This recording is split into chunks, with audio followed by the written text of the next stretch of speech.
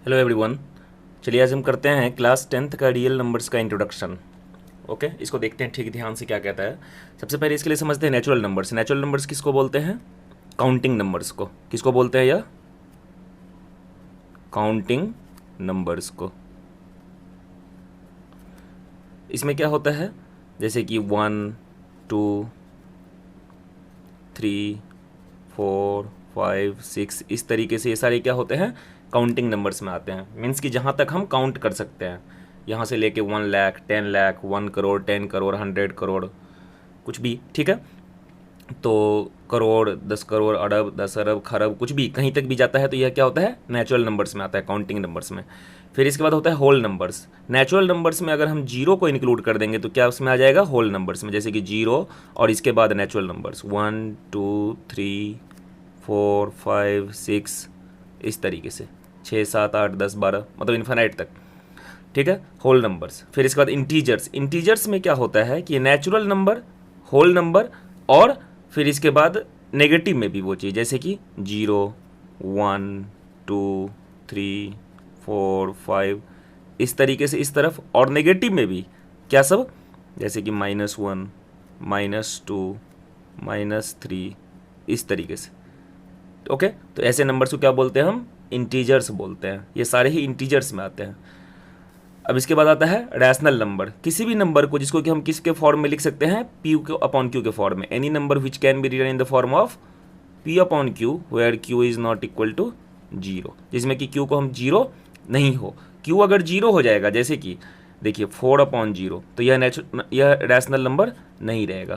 तो किसी भी नंबर को जिसको कि पी अपॉन क्यू के फॉर्म में लिख सकते हैं उसको हम क्या बोलते हैं, रैशनल नंबर्स। जैसे कि आप देख लीजिए इसमें, जैसे कि यहाँ पे मान लीजिए कि क्या है, 0, क्योंकि 0 को क्या लिख सकते हैं, 0/1 0/2, तो 0 भी क्या है हमारा, रैशनल नंबर है। फिर इसके बाद 5 को भी लिख सकते हैं 5/1, या फिर हो 1.5 को भी हम क्या लिख सकते हैं, 15/10। तो ये सारे नंबर्स किस में आते हैं, रैशनल नंबर्स। नेगेटिव भी हो सकता है, जैसे कि -2 -5, इस तरीके से सारे ही नंबर्स क्या हैं, रैशनल नंबर्स में आते हैं। फिर आता है हमारा इरेशनल नंबर्स। इरेशनल नंबर जिसको कि पी अपॉन क्यू के फॉर्म में नहीं लिख सकते हैं, जैसे कि क्या सब, अगर मान लीजिए कि ऐसा हो √2 √3 √5 या फिर पाई। ये आप कुछ चीज़ें एकदम सही से ध्यान से याद रखिएगा कि इन सारे नंबर्स को हम क्या बोलते हैं, इरेशनल नंबर बोलते हैं। या फिर डेसिमल में अगर हो तो रिपीटिंग नहीं होना चाहिए और ना टर्मिनेटिंग होना चाहिए। ये आपने 9th में पढ़ रखा होगा। जैसे कि देखिए क्या 1.01 इस तरीके से यह नंबर क्या है, इरेशनल नंबर है। लेकिन इसमें ध्यान रखिएगा, जैसे कि यहाँ पे √4 जो है वह रैशनल होगा, क्योंकि √4 परफेक्ट स्क्वायर होगा। तो √4 को हम अगर सॉल्व करेंगे तो कितना होगा, 2 होगा, तो वह रैशनल नंबर में आएगा, इरेशनल नंबर में नहीं आएगा। इरेशनल नंबर में क्या आएगा, रूट के अंदर परफेक्ट स्क्वायर नहीं होना चाहिए, जैसे कि 2 3 5 पाई, इस तरीके से। फिर आता है प्राइम नंबर्स। वैसे नंबर जिसके कि क्या हों, सिर्फ 2 फैक्टर्स हों, एक तो नंबर 1, एक तो 1 और दूसरा नंबर इटसेल्फ। जैसे कि देखिए 3 के कितने प्राइम फैक्टर्स होते हैं, अगर 3 को मैं फैक्टराइज करूं तो मैं क्या लिख सकता, कितने फैक्टर्स होंगे इसके, 1 या 3, सिर्फ 2 ही होगा। 3 को अगर मैं यहाँ पे करूँ शॉर्ट में तो 3 से करेंगे तो 3 1 जा 3, 3 और 1 ही होगा। या फिर 5 के फैक्टर्स क्या होंगे, 1 या 5। तो मीन्स 2 ही फैक्टर होने चाहिए, एक तो 1 और दूसरा नंबर इटसेल्फ। लेकिन देखिए जैसे कि 4 होता है, 4 को हम क्या लिख सकते हैं, 4 के फैक्टर्स क्या होंगे, 1 4 या 2। मतलब 4 किस किस से डिविजिबल है, 1 से भी, 4 से भी और 2 से भी। तो 1 और नंबर इटसेल्फ के अलावा अगर किसी और नंबर से भी डिविजिबल है तो ऐसे नंबर्स को हम क्या बोलते हैं, कंपोजिट नंबर। और अगर नहीं है तो ऐसे नंबर्स को क्या बोलते हैं, प्राइम नंबर्स। मीन जिसके 2 ही फैक्टर हों उसको प्राइम नंबर, और जिसके 2 ज़्यादा फैक्टर हो उसको कंपोजिट नंबर। जैसे कि कंपोजिट नंबर में देख लीजिए, कंपोजिट नंबर में क्या होता है, 4 होता है या फिर 6 होता है, क्योंकि 6 के भी क्या फैक्टर्स होते हैं। देखिए 6 के फैक्टर्स क्या होते हैं, 1 2 3 और 6। तो 1 और 6 के अलावा इसके क्या है, फैक्टर्स हैं कुछ। यहाँ पे तो 2 फैक्टर है, एक एटलीस्ट एक भी फैक्टर अगर हो जाए कम से कम तो भी यह क्या हो जाएगा, कंपोजिट नंबर हो जाएगा। या फिर देख लीजिए 10 के भी क्या क्या हैं, 10 के फैक्टर्स देखिए क्या क्या है, 1 2 5 10। तो 1 और 10 के अलावा 2 और 5 है, तो यह क्या है, कंपोजिट नंबर में आएगा। ओके, अब देखिए अब है हमारा क्या, रियल नंबर्स। तो रियल नंबर्स में क्या होता है, ये सारे ही नंबर जितना हमने सीखा है वो सारे ही किस में आते हैं, रियल नंबर्स में। कुछ भी आप बोल लीजिए, रूट में बोल लीजिए √2, √3, या फिर नेगेटिव बोल लीजिए -1, -2, 1.5, 1.122, 2 के ऊपर बार मीन्स 1.12222, इस तरीके से रिपीटिंग वाला भी। या फिर इरेशनल नंबर बोल लीजिए 1.0100100001 डॉट डॉट डॉट, इस तरीके से सारे नंबर्स, कुछ भी नंबर आप बोलिए, जैसे कि -1/3, 8/7, या फिर कुछ भी इस तरीके से कोई भी नंबर्स हो, वो सब में किस में आता है, रियल नंबर्स में आता है। अब इमेजिनरी नंबर्स का देखिए, जो कि हमारी क्लास में तो है नहीं, ये है 11th क्लास में, लेकिन तब भी आप समझिए इमेजिनरी नंबर्स में क्या होता है। जैसे कि इमेजिनरी नंबर्स जैसे कि होता है, देखिए समझिएगा क्या, जैसे कि √-1, तो ऐसा कोई नंबर होगा जो कि जिसको कि खुद से मल्टीप्लाई करे तो -1 होगा, यानी कि √-1 जो है यह कोई नंबर तो ऐसा होगा नहीं।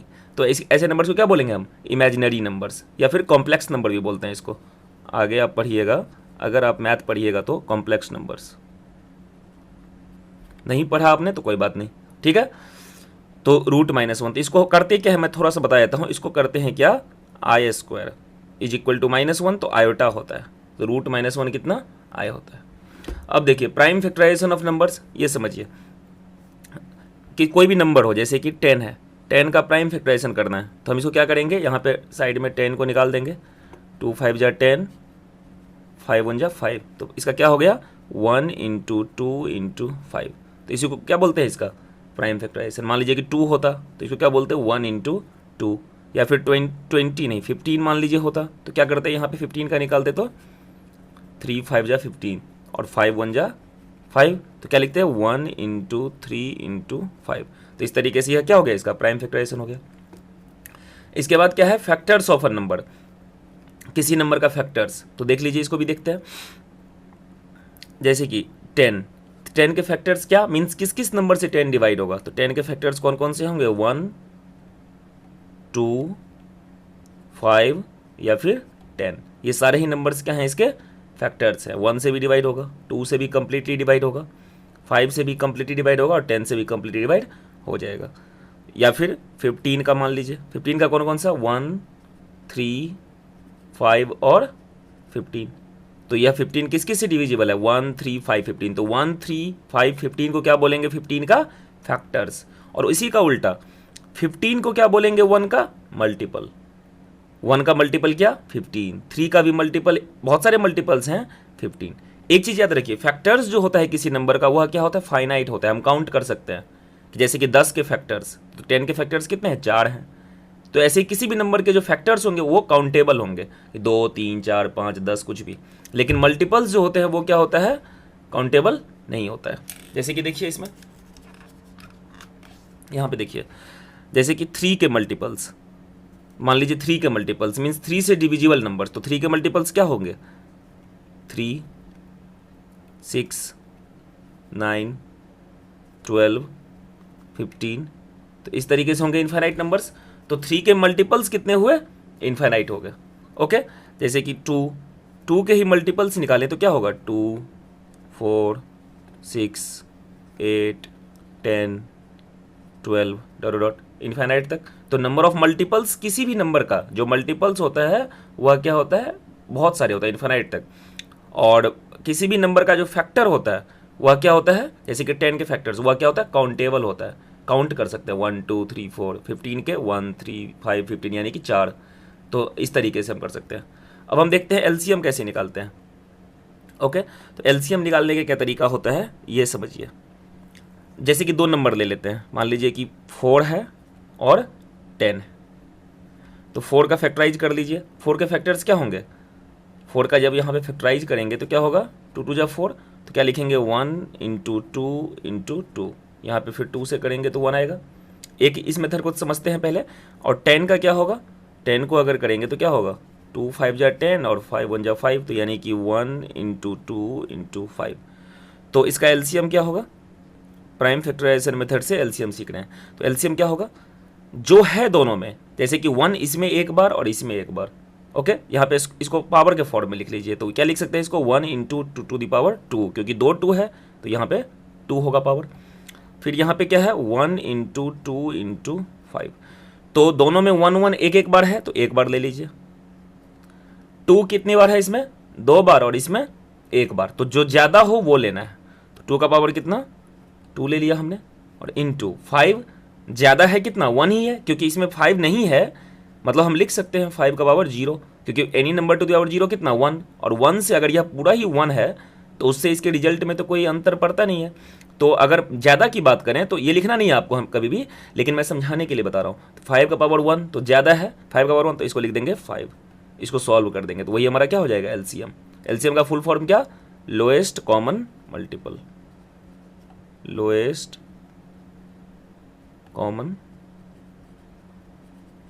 मल्टीपल। ये भी मैं समझाता हूँ, इसका मतलब समझाता हूँ। तो ये कितना हो गया 1 इंटू 2 टू जा 4 इंटू 5, यह कितना हो गया 20 हो गया। 20 हो गया मतलब क्या कि 20 जो है वो सबसे छोटा नंबर है जो कि 4 से भी डिविजिबल हो और साथ में 10 से भी डिविजिबल हो। लोएस्ट कॉमन मल्टीपल मतलब 4 के जो बहुत सारे मल्टीपल्स हैं, 4 के मल्टीपल्स कौन कौन से होंगे 4, 8, 16, 20 इस तरीके से, और 10 के मल्टीपल्स क्या होंगे 10, 20, 30, 40, 50 इस तरीके से। तो उनमें सबसे छोटा नंबर कौन सा है 20, जो कि दोनों में कॉमन है। मीन्स 20 सबसे छोटा नंबर है इस दुनिया में, जो कि 4 से भी डिवाइड करेंगे तो कंप्लीटली डिवाइड हो जाएगा और 10 से भी डिवाइड करेंगे तो कंप्लीट डिवाइड हो जाएगा। अब एचसीएफ देखिए, एचसीएफ का मतलब क्या होता है हाईएस्ट कॉमन फैक्टर, हाईएस्ट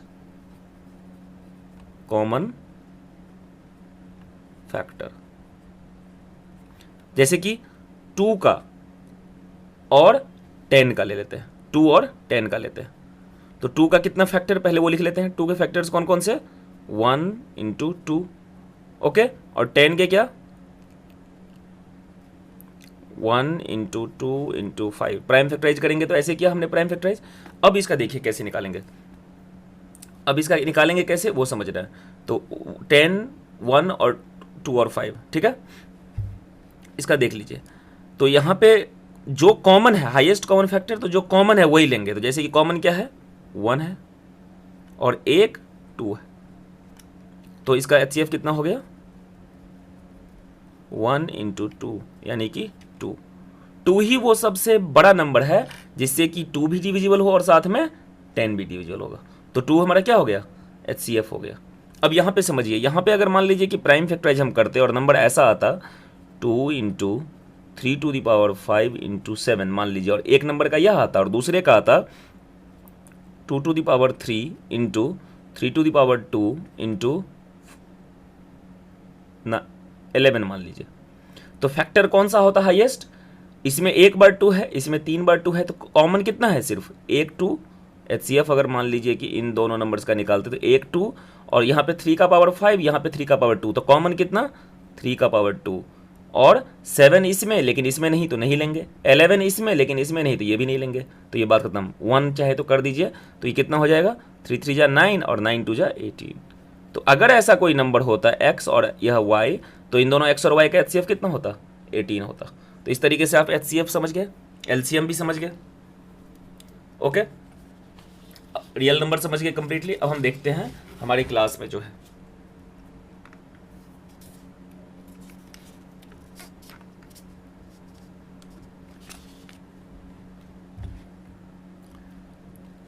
अब देखिए ये क्या कह रहा है कि theorem 1.1 Euclid's division lemma. Euclid's division lemma क्या कहता है कि given positive integers a and b there exist unique integer q and r satisfying a is equal to B Q plus r। मतलब कि अगर a और b दो integers ऐसा है जिसमें कि a को हमने b से डिवाइड किया, मीन्स ऐसा a को b से डिवाइड किया, तो कोई एक नंबर q ऐसा आएगा और सब्ट्रैक्ट वगैरह करके सॉल्व कर करके एक नंबर r ऐसा आएगा जिसके लिए a is equal to B into Q plus R होगा। यह हमेशा ही होगा, अगर ये दो नंबर a और b है तो a is equal to B into Q plus R हमेशा ही होगा। और r कहाँ से कहाँ के बीच में होगा, इस b से, देखिए b के बराबर या b से छोटा, इसके बराबर हो सकता है या इससे छोटा हो सकता है, और या तो 0 के बराबर हो सकता है, या तो यहाँ पे 0 हो सकता है, या तो 0 से बड़ा हो सकता है। 0 से छोटा नहीं हो सकता है, 0 या 0 से बड़ा हो सकता है r, और b या b से छोटा हो सकता है, बी से बड़ा नहीं हो सकता, 0 से छोटा नहीं हो सकता। देखिए यहाँ पे ध्यान से, तो यानी कि इसी को हम क्या बोल सकते हैं, A is equal to B Q plus R. तो इसी को हम क्या बोल सकते हैं कि यहाँ पे इसको क्या बोलते हैं, डिविडेंड। तो हम इसको बोल सकते हैं कि dividend is equal to divisor, यानी कि बी क्यू, तो डिवाइजर इंटू कोसेंट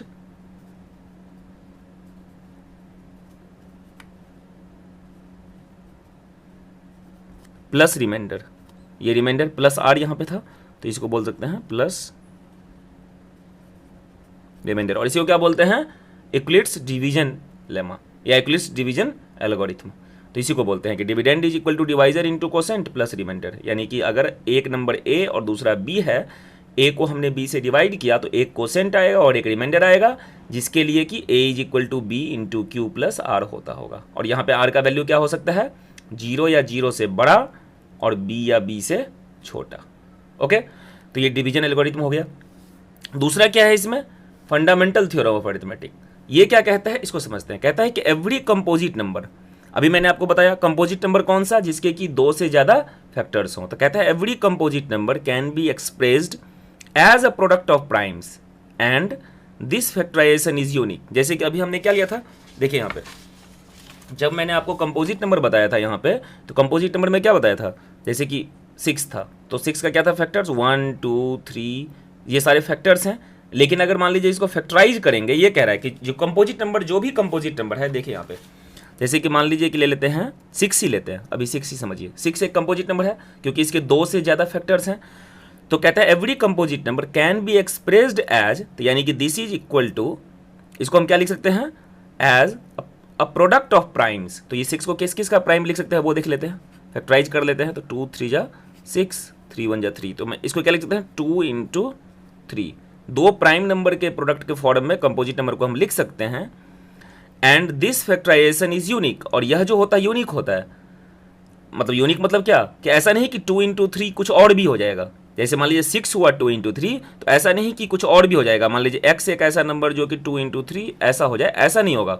सिर्फ एक ही नंबर होगा ऐसा जिसमें कि फैक्टराइजेशन में 2 और 3 हो, अपार्ट फ्रॉम द ऑर्डर। यानी कि 6 को कोई बच्चा 2 इंटू 3 भी लिख सकता है, और कोई क्या लिख सकता है, 6 is equal to 3 into 2। Order में हो सकता है कि चेंज हो, उससे कोई दिक्कत नहीं है, ऑर्डर का ध्यान नहीं रखना है इसमें इंटू में।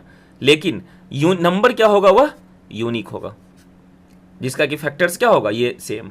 मान लीजिए किसी एक नंबर है, कोई एक नंबर मुझे नहीं पता, x मान लीजिए है, उसके फैक्टर्स में 2 इंटू 3 इंटू 11, तो वह नंबर क्या है, यूनिक है, इसका ये फैक्टराइजेशन यूनिक है। तो ऐसा नहीं कि 2 इंटू 11 इंटू 3 कर देने से या 3 इंटू 2 इंटू 11 कर देने से नंबर दूसरा आ जाएगा। वो होगा क्या, x ही होगा, वो चाहे जो भी हो।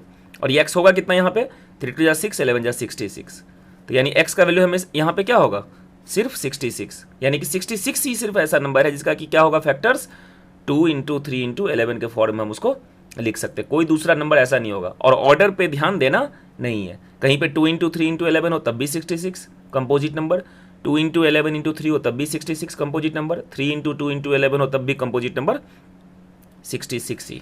ओके, तो इस तरीके से ये बेसिक कंसेप्ट सारा हमारा इस चैप्टर का क्लियर हो गया। अब हम एक्सरसाइज 1.1 का क्वेश्चन नंबर 1 करते हैं। इसमें क्या कह रहा है कि use Euclid's division algorithm to find the HCF of this and this, this and this, this and this. तो इन तीनों का क्या निकालना है, HCF निकालना है। किसका यूज करके, यूक्लिड्स एल्गोरिथम डिवीजन एल्गोरिथम का यूज करके। देखिए क्या करते हैं इसमें, जैसे कि सॉल्यूशन इसका करते हैं।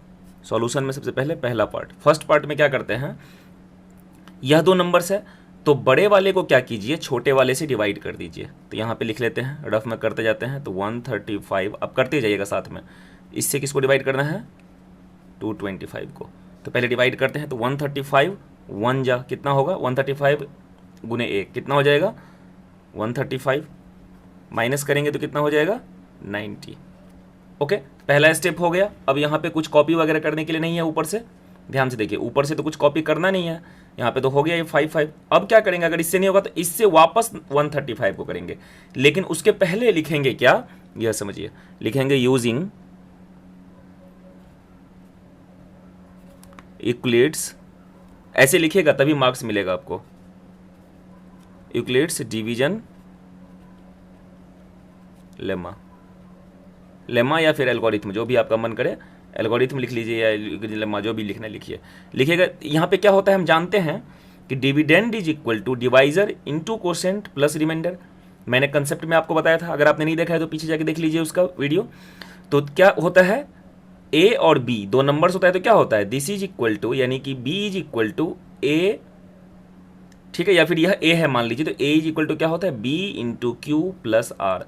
तो यानी कि फाइनली मतलब समझने की मतलब है क्या है कि dividend is equal to divisor into quotient plus remainder. तो हम यहाँ पे इस स्टेप में क्या लिख सकते हैं, स्टेप 1 में 225 is equal to 135 into 1 plus remainder 90।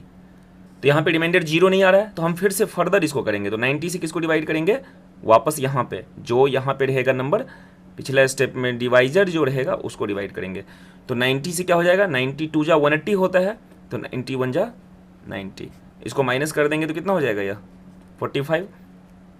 फिर से इस स्टेप में 0 नहीं आ रहा है तो हम लिखेंगे 135 इज इक्वल टू 90 इंटू 1 और प्लस 45। तो लिखते हैं 135 इज इक्वल टू 90 इंटू 1, ये 90 और ये 1 और प्लस 45। फिर 45 से क्या करेंगे, वापस इसको डिवाइड करेंगे, इस स्टेप में जो डिवाइजर है पिछले स्टेप में, तो कितना हो जाएगा 2 जा, ये कट गया, 0 आ गया इस स्टेप में रिमाइंडर। तो फिर भी क्या लिखेंगे, 90 is equal to 45 into 2 plus remainder 0, यहाँ पे जो 0 आ रहा है, तो इस स्टेप में 0 आ रहा है, तो इस स्टेप का डिवाइजर हमारा कितना 45, इस स्टेप का देखिए यहाँ पे डिवाइजर कितना 45। तो therefore HCF is equal to, HCF of कौन कौन सा number 225 and 135 is equal to कितना 45। यही क्या हो गया हमारा, इसका आंसर हो गया यूक्लिड्स डिवीजन एल्गोरिथम यूज करके। ओके, अब इसका सेकंड पार्ट देखते हैं क्या है, 196 एंड 38220 देखते हैं, यहाँ पे कर लेते हैं सेकंड पार्ट। इसमें फिर से वापस क्या करेंगे, लिख देंगे यूजिंग यूक्लिड्स डिवीजन एल्गोरिथम, वो लिखने की जरूरत नहीं है, ये पहला लाइन, सीधा क्या करते हैं डिवाइड करते हैं, छोटे वाले से यानी कि 196 से डिवाइड करते हैं 38220 को डिवाइड करते हैं। पहला स्टेप क्या होगा, 196 1 जा 196, कितना हो जाएगा, यह माइनस करेंगे तो 186, और ये 2 वाला बच गया था, यह 2, तो यह 2 यहाँ पे कॉपी कर देते हैं। फिर कितना हो जाएगा 196 9 जा 8 जा नहीं होगा, ये आप चाहे तो करके देख सकते हैं, 196 8 जा इससे छोटा होगा, तो 9 जा कितना होगा जस्ट छोटा 1764, इसको माइनस करेंगे तो कितना हो जाएगा 98 और ऊपर में एक 0 ला देते हैं, क्योंकि अभी तक हमारा नंबर कॉपी हो रहा है, इसलिए मैंने अभी डिवीजन एल्गोरिथम लगाना शुरू नहीं किया है, अभी सिर्फ डिवाइड कर रहे हैं इसलिए लिखना शुरू नहीं किया है कुछ। तो 196 से करेंगे तो कितना हो जाएगा 196 5 जा 196 5 जा कितना हो जाएगा, यह 980 होता है, मल्टीप्लाई करके आप देख लीजिएगा 196 इंटू 5 तो 980 होगा, तो ये 0 आ गया। तो देखिए इसमें तो डायरेक्ट डिवाइड हो गया सारा, तो सीधा क्या लिख देंगे यूजिंग, चलिए मैं लिख देता हूँ इसमें चूंकि छोटा है, यूजिंग यूक्लिड्स डिवीजन एल्गोरिथम। इस स्टेप में क्या लिखेंगे, this is equal to this into this plus 0, तो क्या लिखेंगे 38220 is equal to divisor into quotient 196 into 195 plus remainder कितना आया था हमारा 0 आया था।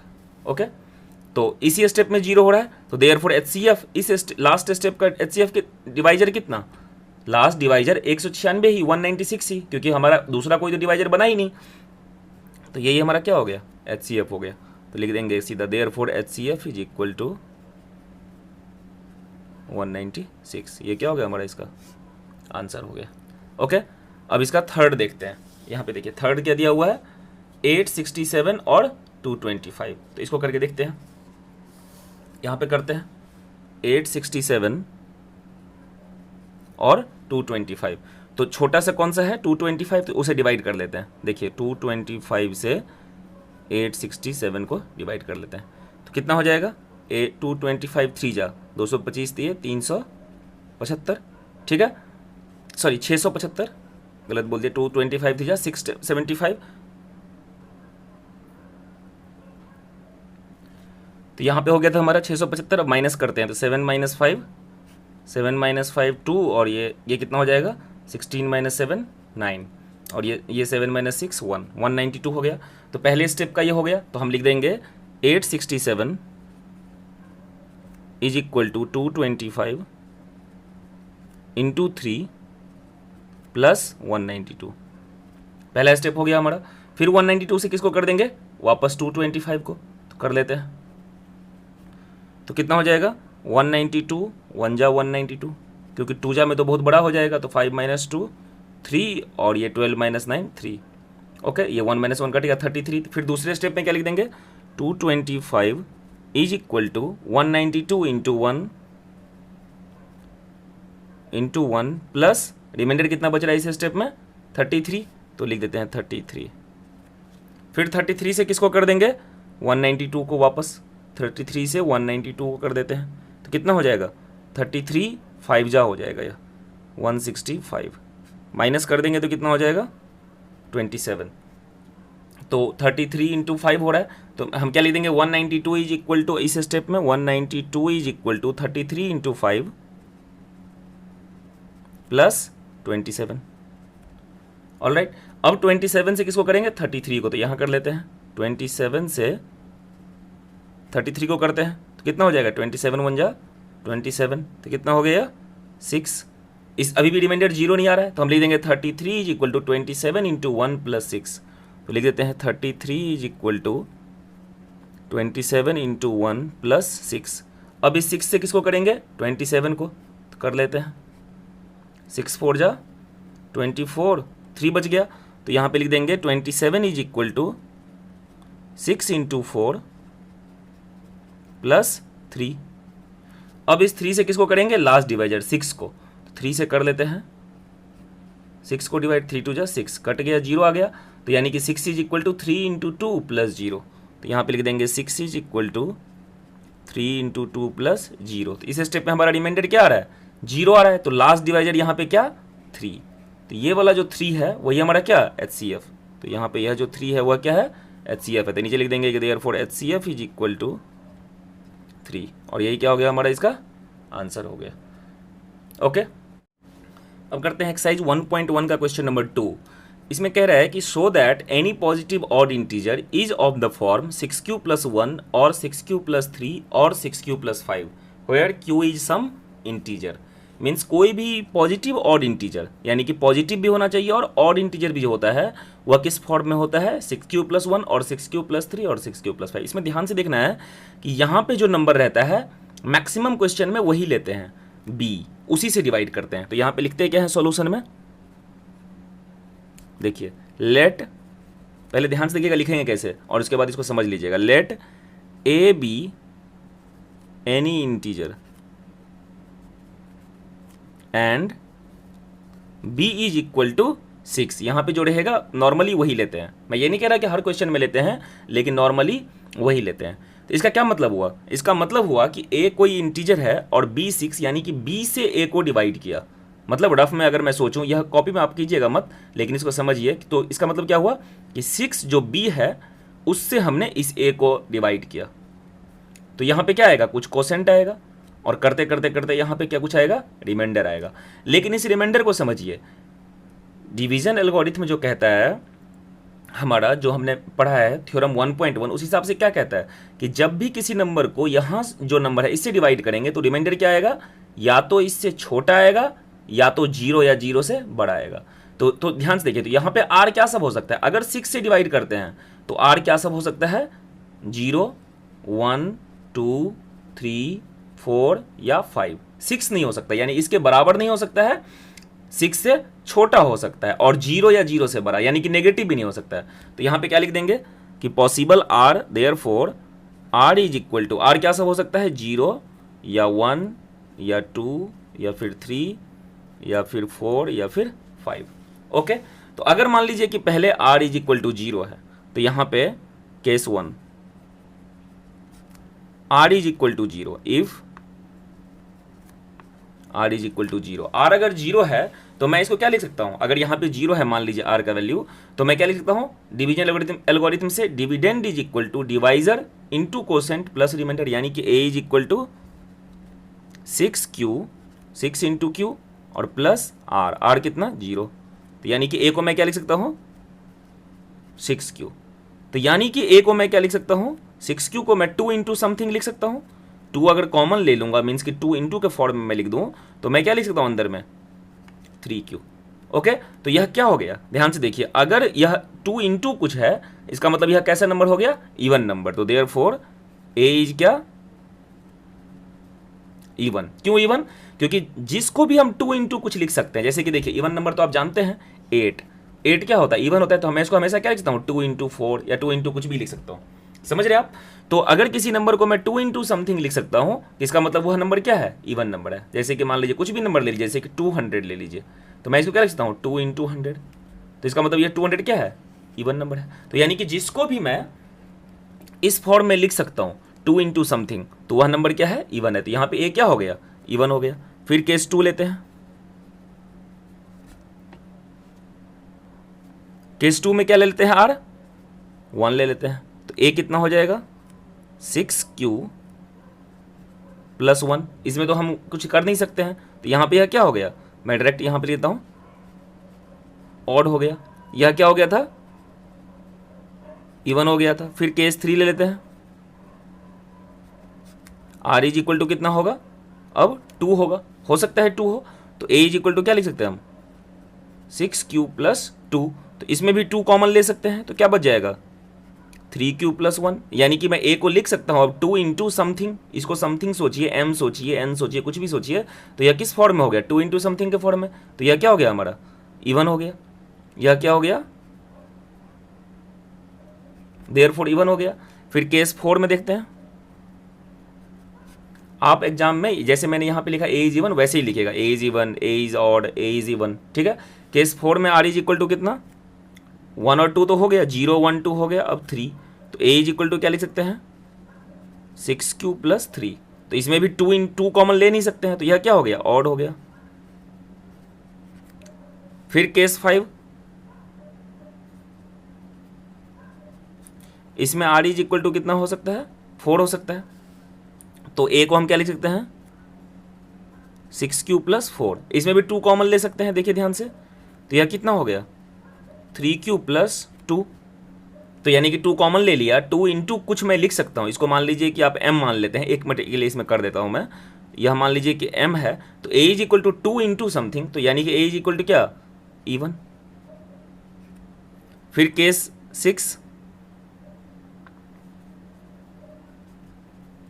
r इज इक्वल टू कितना 5 ले लेते हैं, तो 5 लेंगे तो a इज इक्वल टू क्या लिख सकते हैं फिर से 6q प्लस 5। तो फिर से यह क्या हो गया, ऑड हो गया। क्वेश्चन में क्या कह रहा था, क्वेश्चन देखिए कि सो दैट, यहाँ पे देखिए, so that any positive odd integer is of the form इतना। तो ऑड इंटीजर किस किस फॉर्म में निकला हमारा, देखिए ये तो इवन निकल गया, तो इसके बारे में तो सोचना नहीं है। ऑड कौन सा 6q प्लस 1, या तो 6q प्लस 3, या तो 6q प्लस 5। तो मैं कंक्लूजन में अब लिख सकता हूं कि therefore any positive odd integer is the form, वापस लिख देंगे इसी बात को, any positive odd integer is of the form क्या सब 6q प्लस 1, 6q प्लस 3 और 6q प्लस 5, 6q प्लस 1 और 6q प्लस 3 और 6q प्लस 5, हैंस प्रूव्ड। इस तरीके से ये क्वेश्चन क्या हो गया, सॉल्व हो गया। आई होप कि आप ये समझ गए होंगे। अब करते हैं एक्सरसाइज 1.1 का क्वेश्चन नंबर 3। इसमें क्या कहता है कि an army contingent of 616 members is to march behind an army band of 32 members in a parade. The two groups are to march in the same number of columns. What is the maximum number of columns in which they can march. Maximum, इसमें ध्यान देना है, इस तरह का question जब भी आएगा वर्ड प्रॉब्लम का इस चैप्टर से, तो आपको किस वर्ड पे ध्यान देना है, जैसे कि यहाँ पे क्या है मैक्सिमम, इस वर्ड पे ध्यान देना है। मैक्सिमम होगा या हाईएस्ट होगा तो हम क्या यूज़ करेंगे, HCF निकालेंगे। और अगर क्या हो, मिनिमम हो या लोएस्ट हो, तो इस तरह का वर्ड हो तो क्या निकालेंगे, LCM निकालेंगे। समझे आप, कि मैक्सिमम हो या हाईएस्ट हो, इस तरह का वर्ड हो तो क्या निकालेंगे, HCF निकालेंगे। तो इसमें 616 और 32 को क्या निकालेंगे, HCF निकाल देंगे। तो चलिए निकाल देते हैं यहाँ पे HCF इज इक्वल टू, कैसे निकालेंगे HCF, हमने देखा है 32 से क्या कर लेंगे, सॉल्यूशन में यहाँ पे लिख लेते हैं। सॉल्यूशन में पहले 32 से 616 को डिवाइड कर दीजिए। डिवाइड करने का मेथड क्या है, 32 1 जा 32, 2 जा तो 64 हो जाएगा, बड़ा हो जाएगा 61 से, तो 11 माइनस 2 9, और यह 5 माइनस 3 2, 29 और 6 कॉपी हो गया। और यहाँ पे 32 9 जा होगा, ठीक है, तो 32 9 जा कितना हो जाएगा 288, माइनस कर देंगे तो कितना हो जाएगा 16 माइनस 8 8, और यह 8 8 माइनस 8 ये कैंसिल हो गया, और यह भी कैंसिल हो गया, 0 बच गया। अब 8 से क्या करेंगे, लास्ट डिवाइजर को डिवाइड करेंगे, क्योंकि यहाँ पे कॉपी करने के लिए कुछ है नहीं। अब डेसिमल वाला होता, नॉर्मल डिवीजन होता तो डेसिमल लगाते, लेकिन यहाँ पे नॉर्मल डिवीजन तो है नहीं, तो 32 को डिवाइड करेंगे, HCF निकालना है। तो 8 4 जा 32, तब यहाँ पे कितना आ गया 0 आ गया। तो लास्ट स्टेप में रिमाइंडर कितना आ गया 0 आ गया, और तो इसका मतलब 8 हमारा क्या है HCF है, जो लास्ट डिवाइजर होता है। तो यहाँ पे लिख देते हैं कि HCF of 32 and 616 is equal to कितना 8। तो चाहे देयरफॉर क्या पूछ रहा था फाइनल आंसर, कि the 2 groups are to march in the इतना, तो पूछ रहा था what is the maximum number of columns, तो लिखेंगे therefore the maximum number of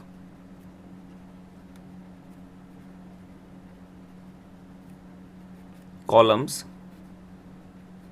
is equal to कितना 8।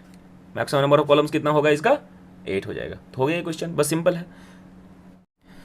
अब करते हैं क्वेश्चन नंबर 4, एक्सरसाइज 1.1 का क्वेश्चन नंबर 4 में क्या कह रहा है कि use Euclid's division lemma to show that the square of any positive integer is either of the form 3m और 3m plus 1 for some integer m।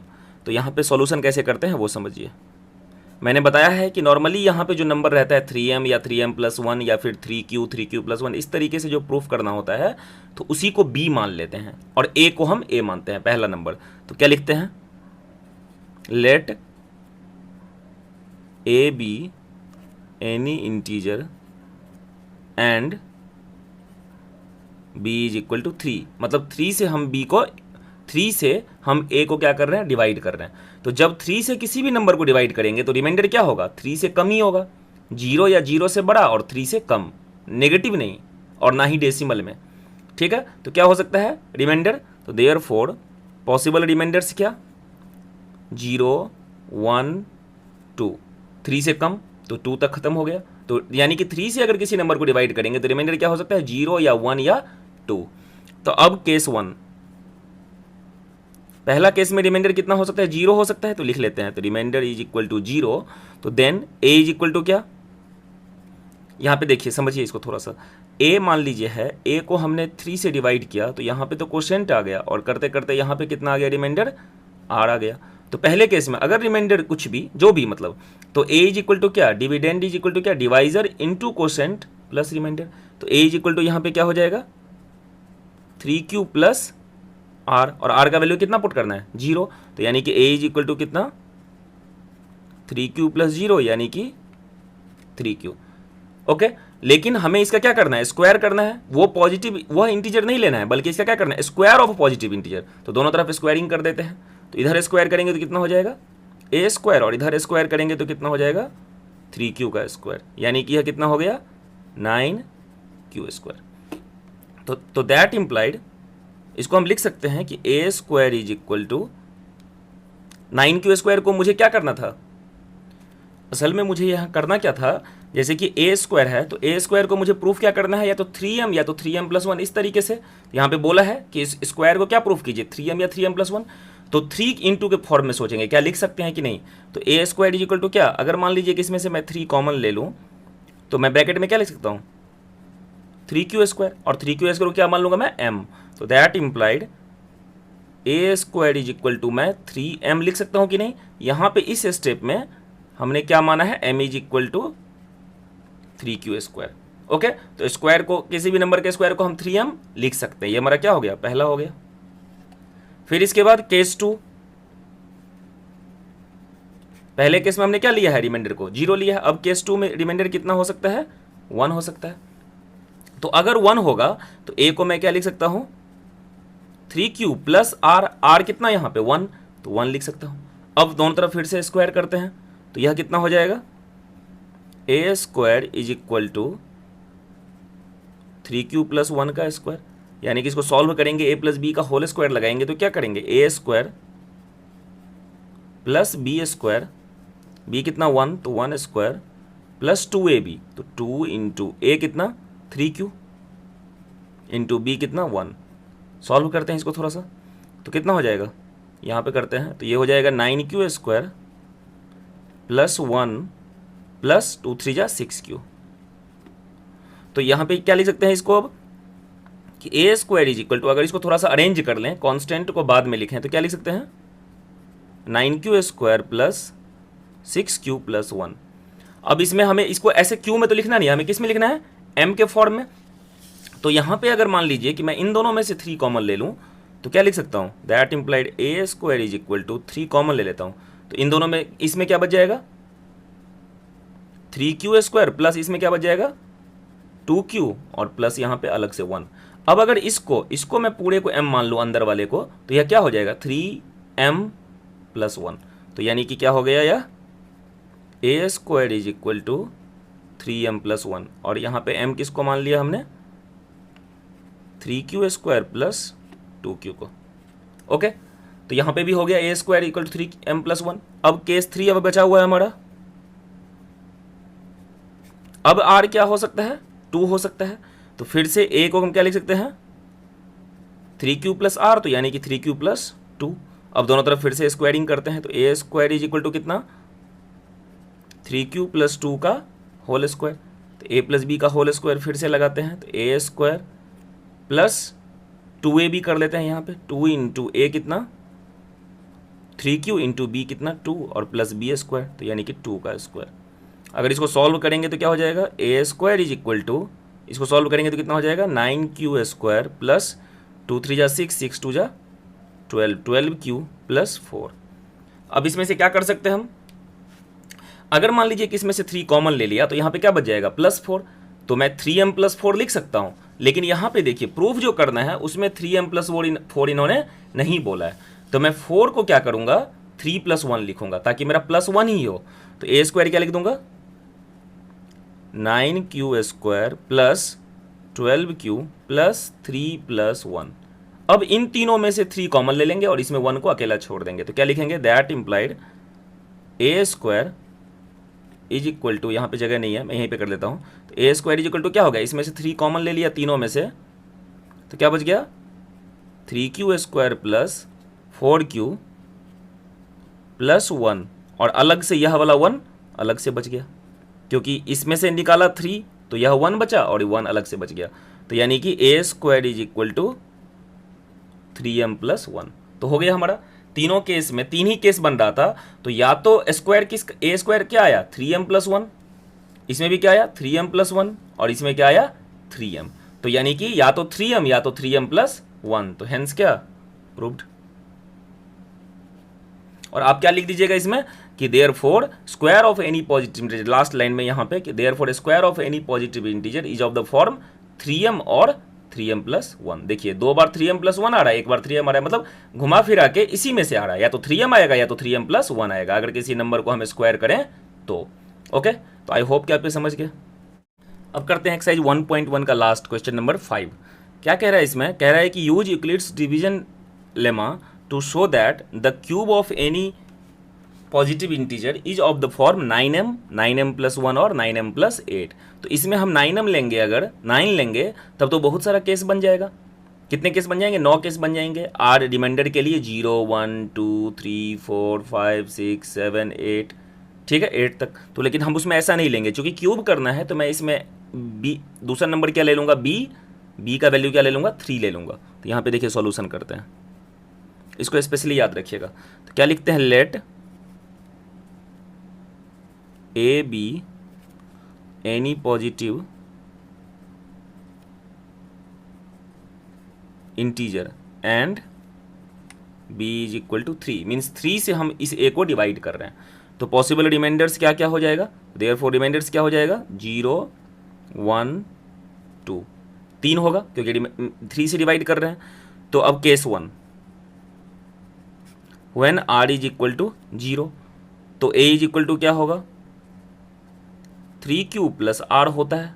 हम जानते हैं कि जब हम a को b से डिवाइड करेंगे, a को हमने 3 से डिवाइड किया तो यहाँ पे क्वोशेंट आएगा और यहाँ पे करते करते क्या आ जाएगा, यहाँ पे जो भी है यहाँ पे रिमाइंडर आएगा। तो रिमाइंडर क्या हो सकता है, या तो 0 1 या 2 हो सकता है, 3 से कम तक, 3 से छोटा तक। तो a इज इक्वल टू क्या होता है, dividend is equal to divisor into quotient plus remainder. तो रिमाइंडर कितना, r। तो a इज इक्वल टू क्या लिखा हमने, 3q प्लस r। तो यहाँ पे r कितना है, 0 है, तो a इज इक्वल टू क्या हो जाएगा, सिंपल 3q। लेकिन अब इसमें बोला है क्या, क्यूब ऑफ एनी पॉइंट, तो क्यूब करते हैं, दोनों तरफ क्या करना पड़ेगा, क्यूबिंग करना पड़ेगा। तो a cube is equal to क्या हो जाएगा, 3q का होल क्यूब। तो दैट इज इक्वल टू कितना, 3q का होल क्यूब कितना, 3 3 जा 9, 3 जा 27 और q का क्यूब। हमें बोला है यहाँ पे 9m के फॉर्म में लिखने के लिए, तो मैं इसको क्या लिख सकता हूँ, a cube is equal to, इसको क्या लिख सकता हूँ 9 और ब्रैकेट में क्या लिख सकता हूँ 3 q का पावर 3। तो ये कितना हो गया, 9m हो गया। इसको अगर m मान लें तो a cube is equal to 9m, यहाँ पे लिख देते हैं m is equal to 3q का पावर 3। तो 9m हो गया, ये हमारा पहला हो गया फर्स्ट। फिर केस 2, केस 2 में रिमाइंडर क्या हो सकता है, 0 के बाद 1 हो सकता है, तो यहाँ पे लिख देते हैं 1। तो रिमाइंडर जब 1 हो गया तो a इज इक्वल टू क्या हो जाएगा, 3q प्लस 1। ठीक है, तो अभी 3q प्लस r होता है, r का वैल्यू हमने 1 पुट कर दिया, दोनों तरफ क्यूब कर देते हैं। तो a cube is equal to 3q plus 1 का होल क्यूब। और हम जानते हैं a plus B whole cube क्या होता है, मैं यहाँ पे लिख देता हूँ, a plus B whole cube क्या होता है, a cube plus B cube plus 3a square b और plus 3a B square.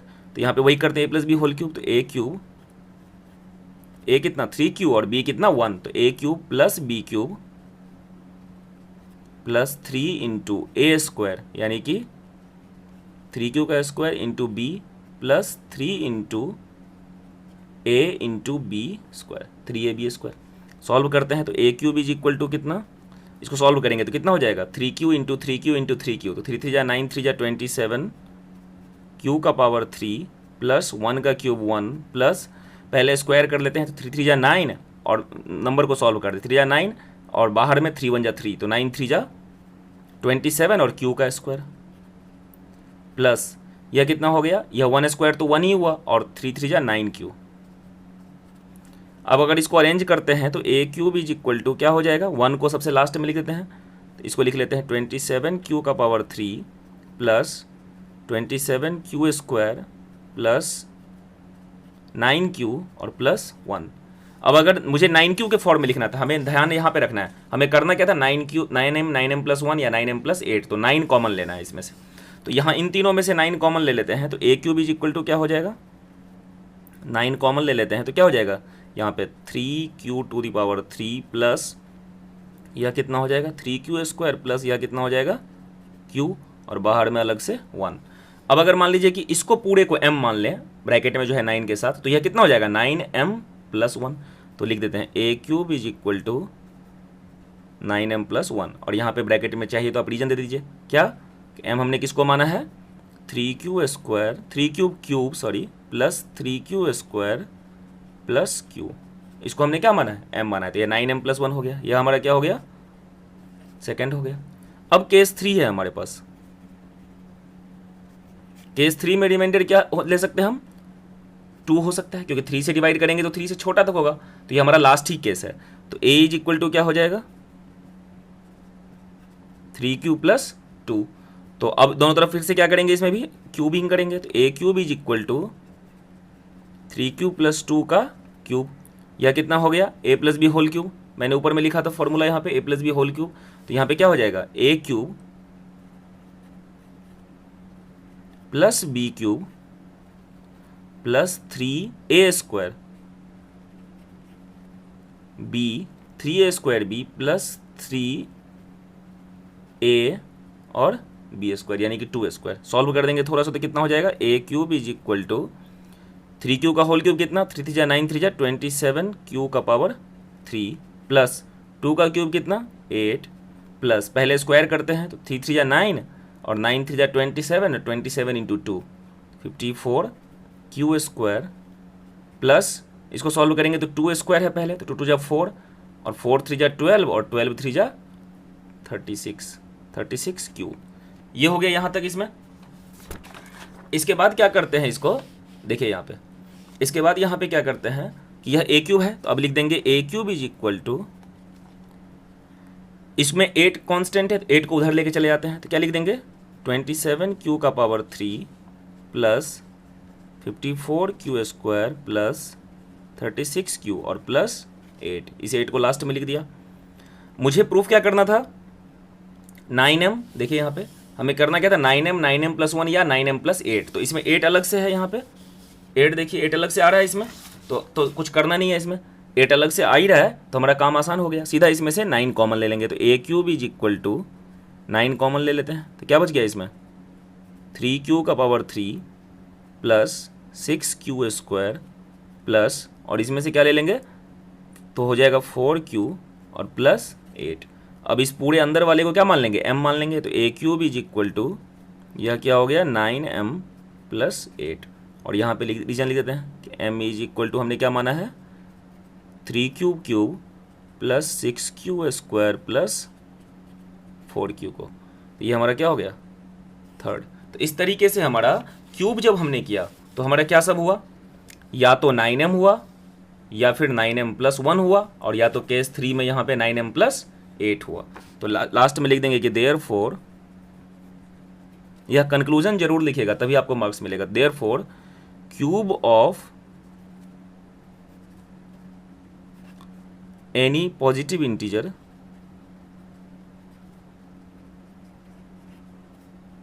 Is of the form क्या क्या, या तो 9m और 9m प्लस 1 और 9m प्लस 8, हेंस क्या प्रूव्ड।